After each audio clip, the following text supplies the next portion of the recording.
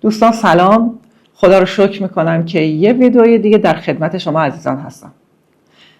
یکی از چالش هایی که همه آدما در طول کاهش وزن باهاش مواجه میشن و یه جوری اعصاب همه رو به هم میریزه استوپ وزنیه.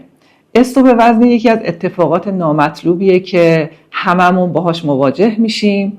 موارد مختلفی داره، دلایل مختلفی هم داره. امروز توی این برنامه میخوام در مورد دلایلش بگم که اولا استوپ وزنی چرا ایجاد میشه، چجوری میتونیم رفعش کنیم و اگر قرار باشه که ما چیت دی یا وعده تقلب نداشته باشیم پس چجوری این استوپ وزنی رو از بین ببریم، بشکنیم و کاهش وزن دوباره شروع بشه. قصد من بیشتر این هست که آگاهی بدم به شما درباره جسمتون، درباره سوخت و ساز بدنتون، سلولهای بدنتون، کارکرد بدنتون و همینطور درباره مواد غذایی تا شما به این آگاهی برسید، بدونید که چجوری هر کدوم از این مواد غذایی رو میخورید تو بدن شما چه عکس العملی نشون میده و چقدر شما رو به سلامتی یا بیماری نزدیکتر میکنه. همون کاری که خود ما کردیم. من و همسرم سالها رژیم‌های مختلف، رژیم‌های سختگیرانه رو انجام دادیم و همشون با شکست مواجه شد. وقتی رفتم تحقیق کردم، مطالعه کردم منابع مختلف رو، بالاخره به یه سبکی رسیدم که خب توی ویدیو همه رو توضیح دادم تا الان و همینجور ادامه داره. به سبکی رسیدم که باعث شد که الان توی این 4 سال ما هم داریم لذت میبریم از سبک تغذیه‌مون، هم کاهش وزنمون تا اونجایی که دوست داشتیم به حد استاندارد رسیده و متوقفش کردیم، ولی سلامتیمون همینجور رو به رشده، روز به روز داریم سلامت تر میشیم. من فقط میخوام این آگاهی ها رو به شما هم منتقل کنم. امیدوارم شما هم استفاده بکنید و سلامتیتون روز به روز بیشتر و بیشتر بشه. حالا میریم سر این که استوپ وزنی چی هست و به چه دلایلی ایجاد میشه. استوپ وزنی این که اگر شما تو هر رژیم یا سبک تغذیه یا فاستینگی هستید، اگر بین 2 هفته تا 4 هفته هیچ وزنی کم نکردید، هیچ کاهش وزنی نداشتید، یعنی بدن شما استوپ وزنی کرده و وزن کم نمیکنه. این هم دلایل مختلفی داره. اگر شما تو اوایل رژیمتون بین 3 تا 4 کیلو وزن کم میکنید توی همون هفته اول دوم، این چربی سوزی نیست. این در واقع اون مایعات حبس شده تو بدن شماست که داره کاهش پیدا میکنه. وزنتون کم نمیشه، چربی سوزی نمیکنید. اینو حواستون باشه. بعد از 3-4 کیلو اگر وزنتون شروع شد به کاهش پیدا کردن، اون موقع است که چربی سوزی بدن شما داره انجام میشه. و استوپ وزنی دلایل مختلفی داره که امروز من میخوام بررسی کنم و شما ببینید تو کدومی که از اینها نقص دارید و تو اون قسمت سعی کنید تصحیح کنید، اصلاح کنید. در مورد سبک تغذیه یا همون سالم خوری که شما انجام میدید، 3 دلیل ممکنه باعث استوپ وزنی شما بشه.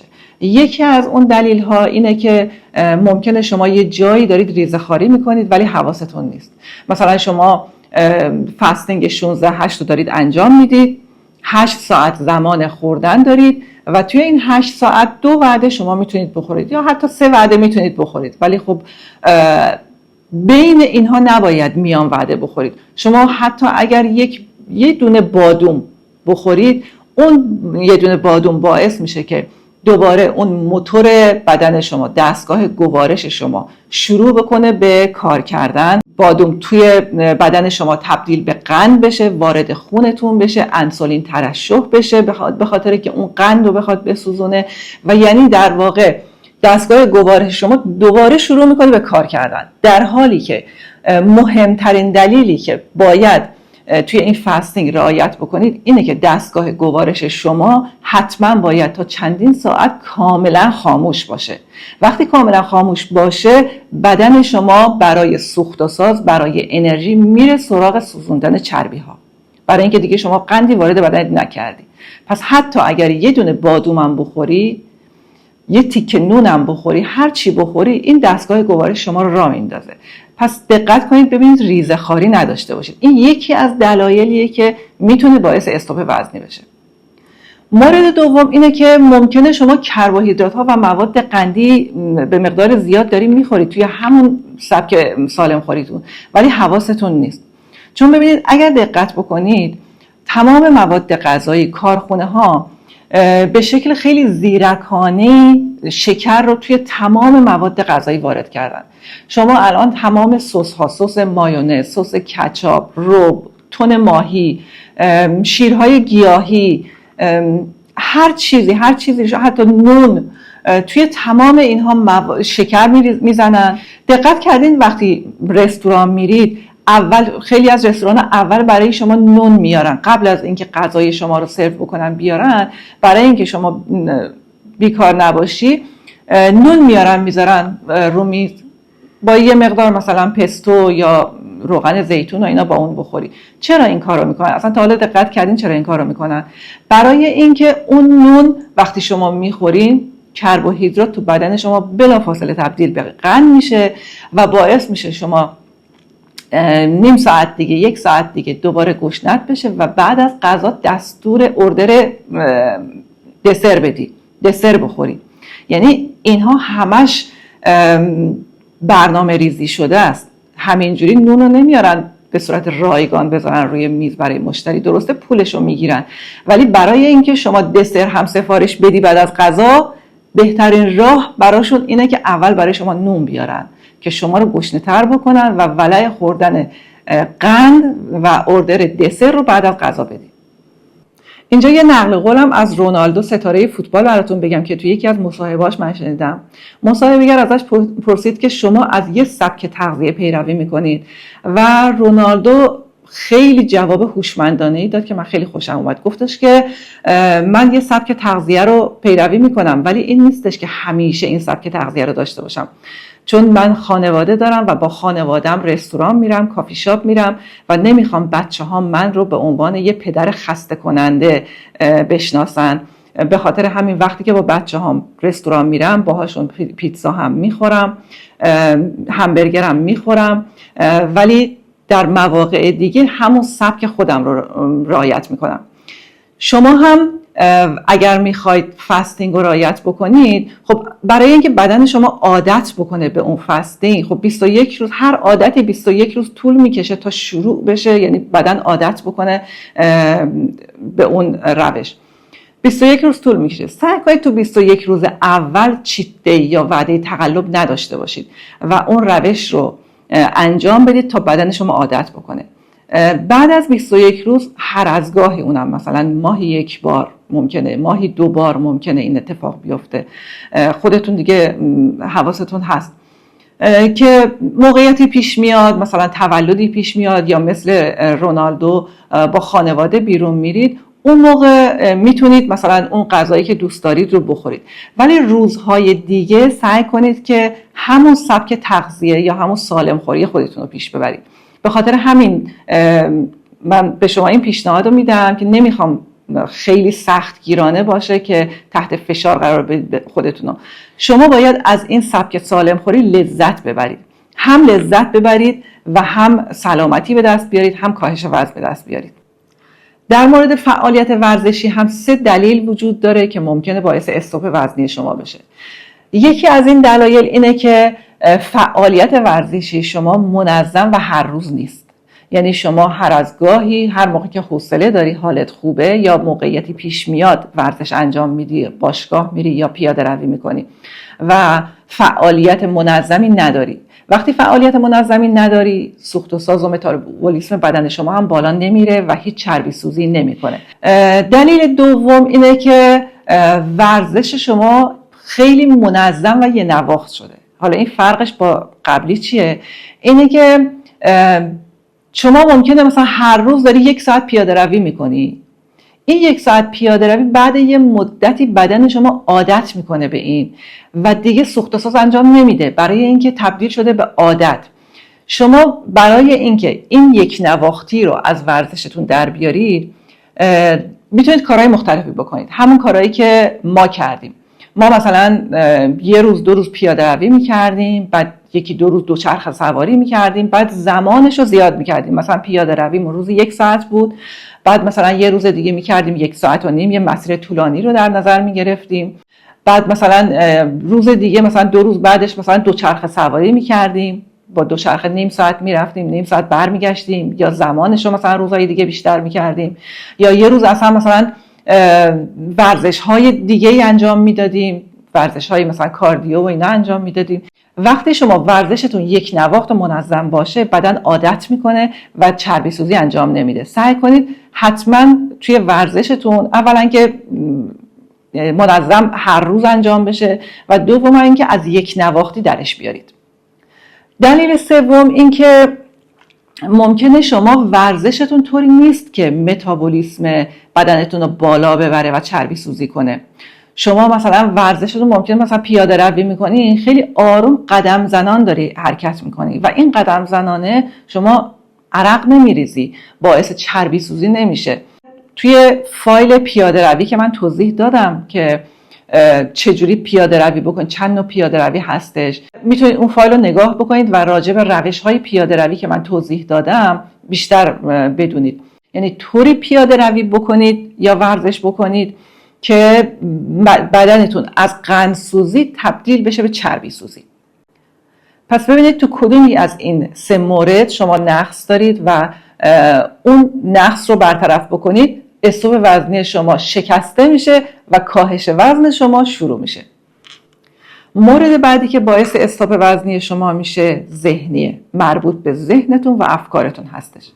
4 تا دلیل وجود داره که شما افکارتون باعث استوب وزنی شما میشه. یکی از اونها اینه که وقتی شما استرس و اضطراب دارید، نگرانی دارید، باعث تغییرات هورمونی تو بدن شما میشه، باعث ترشح هورمون کورتیزول میشه و این باعث میشه که اشتهای شما افزایش پیدا بکنه و شما رو به سمت خوردن غذاهای پرکالری هدایت بکنه. مثل کسایی که دقت کردین وقتی که استرس میگیرن یا یه نگرانی دارن همش میخورن، یا بعضیا میگن که من آب میخورم چاق میشم، در حالی که این باور اشتباهیه. این باور رو به خودتون ندید. آب خوردن همراه با استرس باعث میشه که جلوی چربی سوزی شما گرفته میشه. دلیل بعدی اینه که تحقیقات نشون داده که استرس و اضطراب میتونه متابولیسم بدن رو کند بکنه و جلوی چربی سوزی رو بگیره. به این دلیل که وقتی شما توی استرس و نگرانی هستی، گردش خون توی دستگاه گوارش شما کم میشه، به حداقل میرسه، در واقع دستگاه گوارش شما قفل میشه و چربی سوزی متوقف میشه. این باعث استوب وزنی تو بدن شما میشه. دلیل بعدی ممکنه کمخوابی یا بدخوابی شما باشه. تحقیقات نشون داده که کمخوابی تعادل هورمون‌های مربوط به اشتها مثل هورمون گریلین و لپتین رو به هم میزنه، باعث افزایش اشتها و کاهش چربی سوزی میشه. دقت کردین وقتایی که شبها میخواین بشینین پای یه برنامه یا اصلا بشینید دوره هم صحبت بکنید، خیلی بیشتر تمایل دارید به خوردن خوراکی ها و میوه ها و مواد غذایی، یا حتی مثلا فوتبال تماشا میکنید، فیلم تماشا میکنید، تو زمانهای مابین این فوتبال و فیلم و اینها تبلیغات خوراکی، نوشیدنی، آب میوه، همبرگر، این چیزا میاد. اینها اصلا خیلی هماهنگ شده است، به خاطر اینکه شما رو تحریک میکنه، ولع خوردن تو شما ایجاد بشینی همراه با برنامه یا همراه با دوستان بخورید. اینها دلیلش اینه که اون هورمون ها به هم میخوره، تعادل هورمون ها در شما کمخوابی و بیخوابی یا بدخوابی ایجاد میکنه و نمیذاره شما خوب بخوابید. اگر میخواین شبها خوب بخوابین، خواب راحتی داشته باشین، 7 شب به بعد هیچ چیزی نخورید، فعالیت ورزشی هم نکنید، حتی مدیتیشن هم نکنید، چون خیلی شب که مدیتیشن میکنن تازه پر انرژی تر میشن و خوابشون نمیبره. سعی کنید 7 شب به بعد رو توی آرامش سپری بکنید تا بدنتون، ذهنتون عادت بکنه سر 1 ساعتی بخوابه، اون تعادل هورمون ها برقرار بشه و شما خیلی آروم و عمیق بخوابید. یه دلیل دیگه اینه که افرادی که تحت استرس هستن تمایل کمتری به فعالیت فیزیکی دارن و این باعث کاهش مصرف انرژیشون میشه. سعی کنید اگر که توی فاستینگ یا هر رژیمی که هستید توجهتون روی ترازو نباشه، یعنی ترازو رو معیار قرار ندید. کاهش سایز رو توجه بکنید و سلامتیتون. وقتی شما هدفتون، توجهتون روی سلامتی و کاهش سایز باشه، این باعث میشه که خیلی با صبر بیشتر و با لذت بیشتر وزن کم کنید، تا زمانی که ترازو رو معیار قرار میدید و هر روز میرید روی ترازو میبینید وزنتون پایین نمیاد. چون بعضی وقتا شما دارید فاستینگ رو انجام میدید، سالم خوری رو دارید انجام میدید، از درون بدن داره کار خودشون میکنه، داره سلامتی رو تو بدن شما ایجاد میکنه، داره چربی سوزی میکنه، ولی شما متوجه نیستی. شما فکر میکنی که اگر هر روز بری روی ترازو و خودتو وزن بکنی حتما باید مثلا یه نیم کیلویی وزنت اومده باشه پایین. نه، در حالی که هر روز گرم به گرم باید وزنتون بیاد پایین. و وقتی که شما میبینید که سایز بدنتون آروم آروم داره کم میشه، لباساتون آروم آروم داره گشاد میشه و سلامتیتون، درد زانوتون داره کمتر میشه نسبت به روزهای قبل، نسبت به هفته قبل، یا مشکلاتتون کمتر شده، اینها نشون دهنده اینه که اون فاستینگ یا رژیمی که دارید، اون سالم خوری که دارید، از درون داره کار خودش رو انجام میده، داره کار مثبت میکنه، ولی شما متوجه نیستید. عجله نکنید، صبور باشید، زمان بدید، بذارید بدن کار خودش رو انجام بده. و یه کار دیگه ای که میتونید انجام بدید که خیلی توی چربی سوزی تأثیر فوق‌العاده‌ای داره، آب زیاد نوشیدنه. سعی کنید آب زیاد بنوشید در طول روز.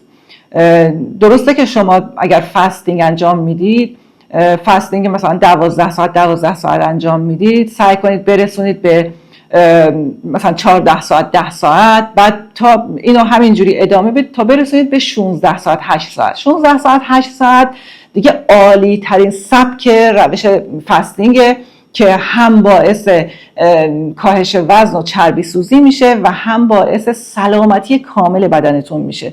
کسانی که الان مشکل دارید توی بدنتون، درد دارید، بیماری دارید، سعی کنید این روش رو انجام بدید. بعد از چند ماه شما خودتون میبینید که چقدر مشکلات جسمتون کم شده، چقدر درداتون کمتر شده، چقدر سلامت‌تر شدید، چقدر سایز بدنتون کاهش پیدا کرده، چقدر پوستتون شفافتر شده، چقدر لک‌های صورتتون کمتر شده. اصلا خودتون متوجه میشید وقتی که این روش رو انجام میدید. و در طول اون 16 ساعتی که شما فقط میتونید مایعات بخورید، سعی کنید آب بیشتر بنوشید.